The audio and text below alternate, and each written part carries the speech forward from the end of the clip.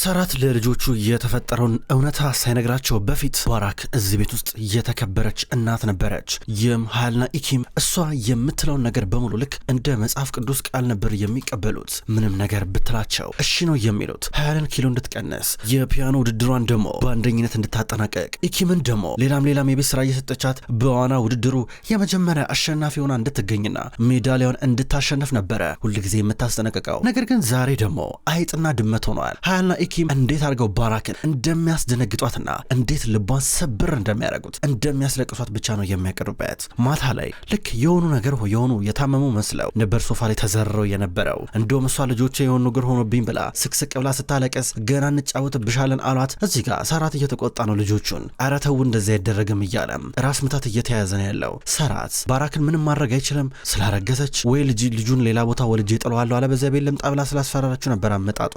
በጧቱ ባራክ በቀጥታ ወደ ኢኪም ክፍል እየገባች ነበረ። ዛሬ ዝግጅት ነገር አለ የነሰራት ሆቴል ውስጥ። ክፍሏ መጣችና ኢኪም የኔ ልጅ ዛሬ ወደ ዝግጅቱ ሄጃለሽ አለቻት። አዎ እሄዳለሁ አለቻት። እኮ ቀሚሱን አዲስ የገዛውልሽን ወድርሽው ስትላት አዎ ወድጄዋለሁ፣ ሌላ ሳይሽ በጣም ነው የሚያምረው፣ በጣም ወድጄዋለሁ፣ አያምርም ደግሞ ሳረጉ እንዴት እንደሚያምርብኝ ብላ አንስታ እግሯ ላይ ጣለችው። አመሰግናለሁ እያለቻት ነበረ። ባራክ መሬት ላይ ስጠለው ኢኪም ቀሚሱን ደንግጣ ይቻት ነበር። እማዬ አለሽ እዚህ ነሽ እንዳለሽው ስፈልግሽ ነበረ፣ ቀሚሱን በጣም ወድጄዋለሁ ማለቴ የመረጥሽልኝ ቀሚስ ማለት ነው። ግን እኔ ማለት ድሮ እንደምታስብኝ አይነት ሴት አይደለሁም ገባሽ? አይበቃኝም ቀሚሱ። ምናልባት እዚህ ቤት ውስጥ ወይ ሌላ ቤት ውስጥ ሌላ ሴት ልጅ ካለችሽ ስጫት ይሄን ቀሚስ፣ ምክንያቱም እኔ ከዚህ በኋላ አንቺ የምትሰጭኝ ነገር አልፈልገውም ብላ እሷን ብትሆን በተራ እግሯ ላይ ቀሚሱን ጣለችው። ሁለቱም ልጆቿ ጥሏት ወጡ። ባራክ ግራ እየገባን ነበረ። በሌላ በኩል እነ ዘይነብ ቁርሳቸውን እየበሉ ናቸው። ከደረና ዘይነብ አብረው እየበሉ ድንገት ሀያልና ኢኪም እየመጡ አብረው ተቀምጠው ሊበሉ ናቸው። ከዛም በኋላ ዘይነብ እዚህ ጋር ብዙ አንቆየም ከካደር ጋር እያለች ነው። ከደርን ይዣት ወስዳትና ወደ እኔ ቤት ወስዳታለሁ እዛ እንኖራለን ስትል ሀያልና ኢኪም የምር ከፋቸው። ቢያንስ ካደርም እንኳን ትናፍቀናለች አንቺም ትናፍቂናለች ሲሏት፣ ያው እንግዲህ ካደር ትምህርት ቤት ትገባለች፣ እናንተ ትምህርት ቤት የምትማሩበት እዛ ትገናኛላችሁ፣ እኔም ደግሞ እዛ አስተማሪ ነኝ፣ ምንም አያሳስብም እያለቻቸው ነበር። ድንገት ሰራት መጣ። አባዬ ዘይነብና ካደር እኮ ጥላውን ሊሄዱ ነው ነገር በል እንጂ እያሉት ነበረ። ከዛ እሱ ዘይነብ እንግዲህ የራሷን ምርጫ የመረጥ መብት አላት ብሎ ይናገራል። ድንገት ከዛ ባራክ መጣች። ሀያልና ኢኪም እሷ የደረሰችበት መድረስ አይፈልጉም፣ እያንገሸገሻቸው ነው። ከዛ ቀሚስ ሊገዙ ለዛሬው ዝግጅት ሊሄዱ ናቸው። ከዛ ዘይነብ አብራችሁ ላጋዛችሁ ብላ አሁን እሷን ደሞ ግዚትም ናት፣ ሶስቱንም ልትወስዳቸው ነው። ከዛን ጊዜ ባራክ ዘይነብ ልጆቼ የማይረባ ቀሚስ ማድረግ የለባቸውም ገባሽ? የእነሱን አቅምና የቤተሰብ ደረጃ ስም የሚመጥን ነገር ነው ማድረግ ያለባቸው እና ደና ቀሚስ መረጭላቸው ባክሽ ስትላን ነበረ። እየሰደብሽኝ ነው እንዴ አንቺ? ልታወርጅኝ እየሞከርሽ ነው? ደሃነሽ ልትይኝ ፈልገሽ ነው? በድህነት ያላፍርበትም ከአንቺ አንጻር ስነጻጸር አላፍርበትም። ደግሞ ልብስ ነው ለምሮ ራስ ሰውን በልብስ የምትገመገሚው ብላ ተናዳ ሄደች። ባራክ የሆነ ነገር ቀርታ እየጠጣች ነው። ድንገት ሰራት መጣ። እንዳታረፍች ይጠብቅሻለሁ ሲላን ነበረ። ምኑን አለችው። ዛሬ እኮ የፍርድ ቤት ችሎት አለን፣ ዛሬ ፍቻችን የሚጠናቀቅበት ቀን ነው አላት። እንዴ ላለመፋታት ወስናል የለ እንዴ እያለን ነበረ። ኧረ እንደዚህ የሚባል ነገር የለም፣ የኔን ታጀር የሚለውን ስም እንድትሸከሚ አልፈቅድልሽም። ይህን ቤት ራሱ ያለቀቅሽው እዚህ በማይረባ እርግዝና ምክንያት ነው ገባሽ አይደለ? አሁን ግን መፋታት አለብን እያለን ነበረ። ጠብቅሻለሁ እንዳቆይ እያላን ነው። ዘይነብ ሶስቱንም ሴቶች ይዛቸው እየወጣች ድንገት ጃን እየመጣ ነበረ። አጎቴ እንዴት ነው ብለው ሰላም ይሉታል። የት ነው የምትሄዱት ይላቸዋል። ልብስ ሊገዙ እንደሆነ ይነግሩታል። በቃ ሰራት መጣ እሱን አናግረዋለሁ እያለ ነበረ። ከዛም በኋላ ሰራት በር ጋር እያገኘው ዘይነብ ቆም አለች። ሶስቱ መኪና ውስጥ እየገቡ ነበረ። ሰራት እንዴት ነው እኔ የቀጠርኩትን ሰው አንተ ከዛ ሆቴል ልታባረር የምትሞክረው? ወይም ደግሞ እኔ የቀጠርኩትን ሰራተኛ ከአንድ ሆቴላችን ወደ ሌላ ሆቴላችን የምታዘዋውረው እንዴት እንደዚህ ታደርጋለች ሲለው ነበረ። ስለ ኢብሩ ነው የምታወራው ብሎ እየጠየቀው ነበረ። ዘይነብ ሰማች።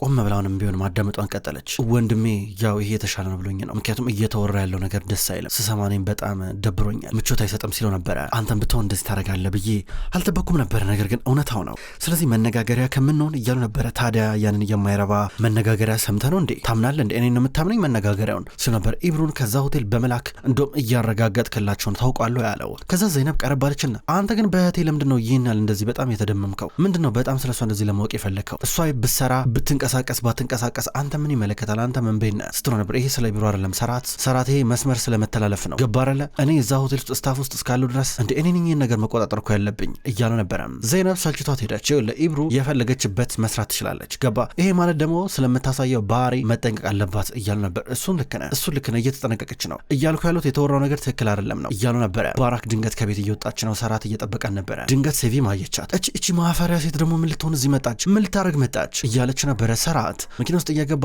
ጂያንና ባራክ ተገናኙ። አንቺ እዚህ ምን ልትሆኝ ደግሞ መጣሽ? መቼ መጣሽ? እያለን ነበረ። እንዴ ቤቴ እኮ ነው። ጂያን ምን እያልክ ነው? ቤቴ እኮ ነው። እንደውም ሌላ ልጅ እየመጣ ነው፣ እርጉዝ ነኝ አለችው። ደነገጠ። ድንገት ሴቪም መጣች። አርግዣለሁ እዚህ ጋር ባራክ ስትናገር ሴቪ እንዴት ሊሆን ይችላል ብላ ደንግጣ እያየች ነበረ። መረጋጋትም ተሳናት። ባራክ እየሳቀችባቸው ትሄዳለች። በሌላ በኩል ባለፈው ለታ አዝራ ከወራቶች በፊት በመኪና የገጨችው ሰው አለ። ለሱ ደብዳቤና ገንዘብ እንዲልክ እዚህ የላከችው ሙስጠፋን ነው። ሙስጠፋ ያን ገንዘብና ደብዳቤ ይዞ ወደ ቤት ሲመጣ በመኪና እንደተገጨ አባትየው ተነገረው። ከዛ ደነገጠ። አዝራ ከነገረችው ነገር ጋር ታሪኩ ተመሳሰለበት። በጣም እንደምትጸጸትና እንደምትቆጭ ነበር ያሳወቀችው። ስህተት እንደሆነም ነግራው ነበረ። ነገር ግን በዚህ ስህተቷ ምክንያት ባሏ እንደሚያስፈራራ ነበር የነገረችው። ከዛ እሱ ገባና ደብዳቤውንም ገንዘቡንም በሩ ስር ወሸቀው። ብቻ እየገረመው ከቤቱ እየራቀ ነበረ። ኢብሩ በሌላ በኩል በጠዋት ወደ ስራ ቦታ መጣች። ሁሉም ሳያት እየደነገጡ ነበረ። ከየት ደግሞ መጣች እቺ እያሉ ሲያወሩ ነበር። ሰማቻቸው። ምን ነው የገረማችሁ ትመስላላችሁ? አልጠበቃችሁኝም ነበር እንዴ? የት መሄድ መስሏችሁ ነበረ ስትላቸው ነበር። ኮስተር ብለው አዩት። እንዴ ሌላ ሆቴል በሽክታሽ የሚገኘው ሆቴል አልተላክሽም ነበር እንዴ አሏት። አልተላኩም፣ ከዚህ በኋላ እዚህ ነው የምቀጥለው ስትል ነበር። ድንገት ሴዴፍ መጣች። እንዴ ኢብሩ እንዴት በሽክታሽ አልሄድሽም? ምን ታደርጊያለሽ እዚህ ስትል ነበረ። ኢብሩ ከዚህ በኋላ እኛ ነው ጋር የምትሰራው፣ እየፈለገችበት ሆቴል መርጣ መስራት ትችላለች እያለ ጂያን ተናገረ። ነገር ግን አቶ ጂያን ያለው እኮ ብላ ስትናገር ይቅርታ አድርጊልኝ፣ የዚህ ሆቴል ባለቤት አቶ ጂያን ነው ወይስ ሰራት ታጀር ነው? በይመልሽልኝ እስኪ እያላን ነበረ። ሴዴፍ ዝም ብላ ታያለች። ሆቴሉ ባለቤት ሰራት ታጀር አይደለ? ስለዚህ እኔ እሱን አናግሬው ያለው ችግር የለም፣ በቃ ከሱ ጋር ትላንት ተነጋግረናል፣ እዚሁ መቀጠል ትችላለች ብሎ ተናገረ። ከዛ ጂያን ኢብሩ ከዚህ በኋላ ዘና ብለሽ ስሪሽ፣ ስለማንም ሰው አይመለከትሽም፣ ስራሽ ላይ ብቻ ተኩሪ፣ ሌሎቻችሁም ስራችሁ ላይ ብቻ ተኩሩ እያለ ነበር። ኢብሩ ዘና ብላ ደስ ብሏት ተቀመጠች። ኢብሩ ስለ ሁሉም ነገር አመሰግናለሁ፣ በኋላ ስራሽን ትጀምሪያለሽ እሺ፣ እንደውም እህትሽ ሁሉ ጭምር ከዚህ ቦታ እንድትባረር ሞክራ ነበረ፣ ነገር ግን እኔ ያስቆምኩኝ ሲላን ነበር። እያምር እህቴ እንደዛ አደረገች ብላ ጠይቀችው። አዎ ምን ይደረግ፣ በራሴ በጆሮዬ ነው የሰማሁት፣ ግን ምን ታደርጊያለሽ እንግዲህ መልካም እድል በቃ ብሏት ሄደ። ተናደደች።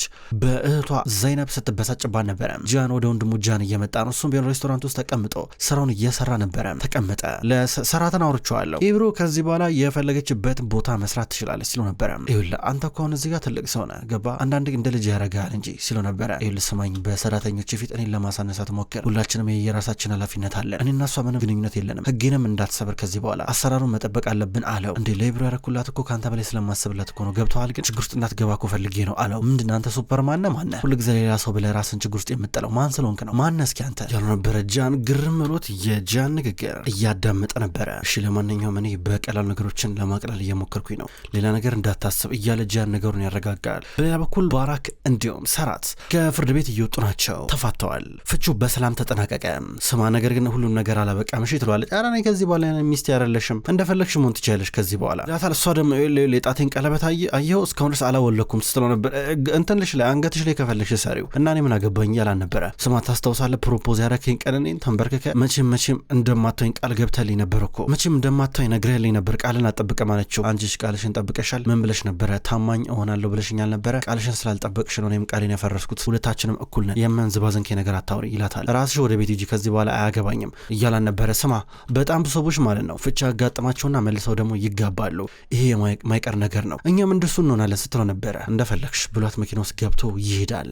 በአንድ በኩል ዘይነብ ለነ ሀያል ቀሚስ ገዝታ በቀጥታ ወደ ቤት እየመጡ ናቸው። ከዛ ሰራት ደውሎ ዘይነብን እየጠይቃን ነው፣ እየተፈጠረው ነገር ትነግረዋለች። በሌላ በኩል እነ አዝራ ቤት ውስጥ ናቸው። ድንገት በር ተንኳኳ። ሴፊም ነበረች በር የከፈተችው። የመጣው የሆነ ነገር ነበር የመጣው ለአዝራ ነው። አዝራ ተቀበለች እሱን። ከዛም በኋላ ወደ ውስጥ ይዛው እየገባች ነው፣ ለእሷ መልእክት ተልኮላት። ከዛ እስካሁን ድረስ እየጠበቀች ያለችው የሙስጠፋን ስልክ ነው። ሙስጠፋ እስካሁን አልደወለላትም።